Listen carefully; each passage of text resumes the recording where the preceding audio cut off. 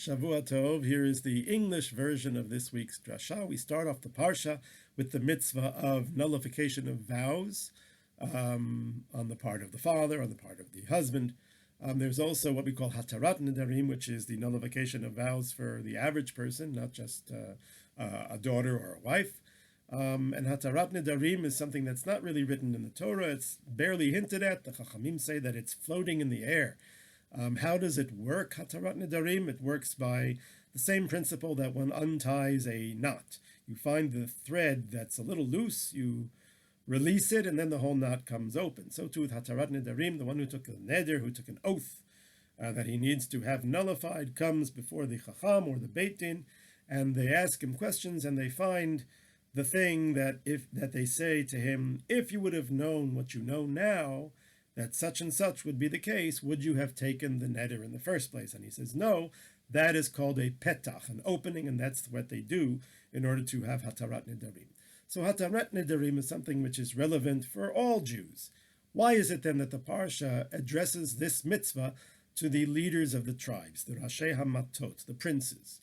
One possible explanation is that that's also a hint to hatarat nedarim, because hatarat nedarim is done, as we said before, either by a beit din or by a yachid mumche, a single expert, meaning a gadol b'Torah. And we can assume that the Rashei HaMatot were gdolim b'Torah, so they have the mitzvah of doing hatarat nedarim for whoever needs it. Rav Zalman Sorotzkin in the Oznaim LaTorah gives a slightly more cynical, I guess you could say, explanation. He says, well, I'll give you an example. Vote for me and my party, and we will come up with a logical and practical solution to the coronavirus crisis. They need hatarat nedarim. They need nullification of the vows. Rav Sorotzkin says that political leaders are always promising and swearing to do this, to do that, and very often they have a special need for hatarat nedarim. That's why the mitzvah is directed towards them, because they are the most likely to make promises and vows. Slicha, I almost dropped something. I am still here. Okay, that's one explanation. I'd like to offer another explanation that contains with it an idea that is important for every human being to know and to internalize. And I'll tell it through the story of a failed experiment, a failed oath that took place in the Tanakh. There was a judge by the name of Yiftach Hagiladi. Yiftach came from a questionable lineage, question of illegitimacy. His brothers kicked him out, but he was well known for being a great fighter. And when the Israelites had a battle looming with the Edomites, they called back Yiftach and they said, whatever, we're sorry we kicked you out. We want you to lead our army. And so Yiftach agreed, and before he goes to fight, he says, God, if you grant me victory, then the first thing that comes out of my house when I return, I will sacrifice it as a burnt offering. He goes out, and he wins the war, comes back, and lo and behold, the first thing that comes out of his house is his beloved daughter. He is sad. She understands what has happened. She is sad. She says, give me 2 months, goes with her friends for 2 months and cries. And then the Torah, the Navi, in Sefer Shoftim, says that Yiftach did to her as he swore. Now, what exactly did he do to her? I had a teacher in middle school who clearly didn't read the commentaries, and she said he sacrificed her as a burnt offering. That's not what the rabbis say. That's not what the commentaries say. That is a impossible, I think it's an impossible circumstance. Why? First of all, let's say it wouldn't have been his daughter. Let's say it would have been a dog or a cat that came out of his house. Dogs and cats are not allowed to be sacrificed on the altar in the Mishkan. In the tabernacle, they're not allowed. The Kohanim would never allow it. Kal v'chomer, they would never allow a human sacrifice. So first of all. Second of all, besides from the problem in the laws of Korbanot, there's also the problem in, the 10 Commandments. Thou shalt not murder, lo tirtzach. And thirdly, the Torah laws are all suspended when it comes to saving a life. The only 3 that aren't suspended are murder, idolatry, and Gilui Arayot, adultery.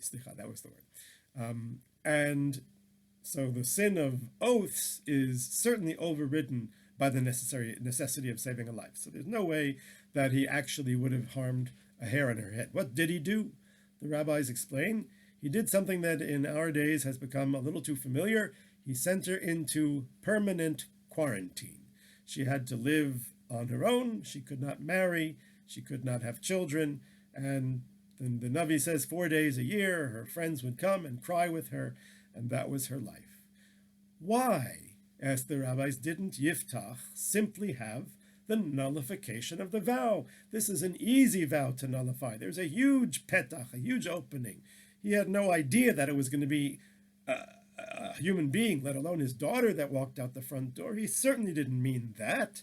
They could have been nullified this vow in 2 seconds. The reason why, the rabbi says, is because to do it, he would have had to go to the Kohen Gadol, at that time, a man named Pinchas, who we are familiar with. And Yiftach had a little too much sense of pride to do that. He said, what, I'm going to go to Pinchas? I'm the one who just won the war. I'm the shofet. It's not according to my honor or respect. Why didn't Pinchas go to Yiftach?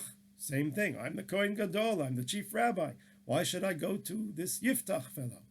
And because neither of them was willing to be mochel, to forego their honor, the poor girl lived her whole life in that fashion. And the rabbis say that both Yiftach and Pinchas were punished because of this. Now, why didn't he do it? Why didn't he go have Hatarat Nedarim? Why didn't Pinchas go? What's going on? Why did he take the neder in the first place? When one attends a wedding and the bride is hunchbacked, limping, twisted, not very attractive looking, what does one say to the bride? So Beit Shammai says, you're not allowed to lie, so you have to say, Kala kamot shehi, the bride is as she is. I guess that's a diplomatic way of saying it. Beit Hillel say no, Kala na'a v'chasuda, the bride is beautiful and lovely. So why don't they feel concerned about telling a dishonesty? There is a pasuk, Dvar sheker tirchak, stay away from falsehood. How can they say such a thing? So I think that the psychology is as follows. It starts with low self-esteem. Somebody who has low self-esteem, who doesn't believe that they have value and worth, they seek external ways to convince themselves that they have value and worth. One of those external ways is through status, by trying to be even more respected. Many of us experienced bullying in our childhood, and we subsequently learned that the bully usually does so because he or she has low self-esteem and needs to prove that they have value by being stronger and terrorizing others. It's all part of the same psychological soup. Why did Yiftach take a neder? The same thing, low self-esteem. He didn't believe that he was enough without a neder. He didn't believe that he had enough value and worth to win this battle. So he says, it's not Yiftach coming to fight the battle, it's Yiftach plus an oath, a neder. Maybe that will be enough. It was unnecessary. And then when people have high positions of honor and they seek that out and they are very, very invested in their status, so that's also from the same thing. They need to convince themselves they have value by maintaining a high status. So Yiftach was not prepared to go to Pinchas and ask for him to help him, because it would seem like by going to Pinchas it would be like an admission that he's not that great, not that important, not that valuable. And the same thing, sadly, on Pinchas' side as well.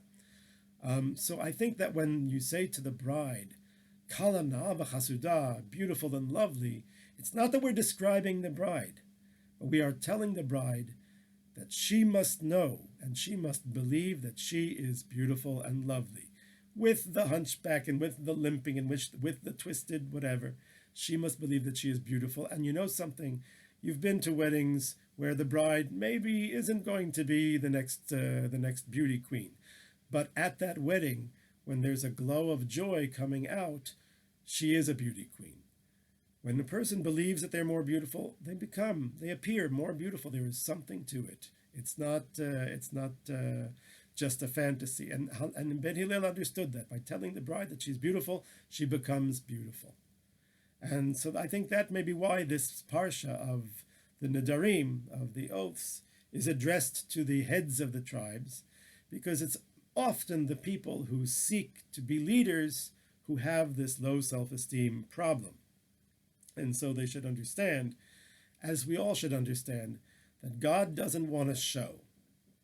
God doesn't want a neder. God doesn't want, status. God wants us as we are, honestly. And when we are truthful, when we stand before God, God who is a God of truth, then will allow us to become close to him and to be successful because we are being honest, we are coming as we are. Just a little bit about the 9 days, which start on Rosh Chodesh Av this Wednesday. It's a time when we do less things of happiness and pleasure so that we can be more thinking about the Chorban Beit HaMikdash. We cease having meat or drinking wine with the exception of Shabbat. We do not wear freshly laundered clothing. One can wear the clothing, say I'm going to need, 4 shirts or whatever. And so before Rosh Chodesh, one can wear the 4 shirts for a half hour at a shot. And that way what they've done is they've taken away the pleasure of putting on something that's freshly laundered. It's been worn already a little bit, but it's still clean enough so that there's not going to be a problem of hygiene. Certainly we don't do laundry during the 9 days. We also are not supposed to bathe during the 9 days. What is the custom nowadays? We're more sensitive to hygiene, first of all. Second of all, we live in a warm climate. So if a person doesn't bathe for 9 days, it can cause skin problems and so forth and so on.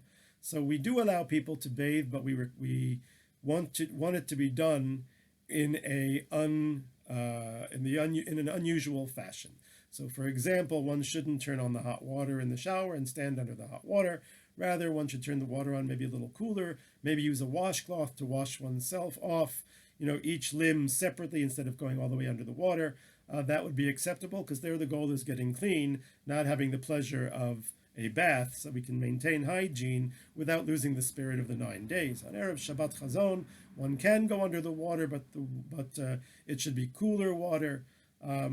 And one should again keep in mind that it is for cleanliness and not for pleasure that we're going under the water. There's a question what to wear on Shabbat Chazon. Once upon a time, hundreds of years ago, people would not wear their regular Shabbos clothing on Shabbat Chazon. But now, for the last few generations, we do wear the regular Shabbos clothing on Shabbat Chazon, with the reason given that it is forbidden to have public signs of mourning on the Sabbath. So if one were to come to shul on the Sabbath wearing something that is unusual for Shabbat, less than the regular Shabbos clothing, that would be a public sign of mourning, and we try not to do that. So that's why nowadays, for example, in places where people wear just shirt sleeves during the week, but on Shabbos they wear a jacket and tie, so then on Shabbos Chazon they should also wear the jacket and tie, because the lack of it would be a public demonstration of mourning.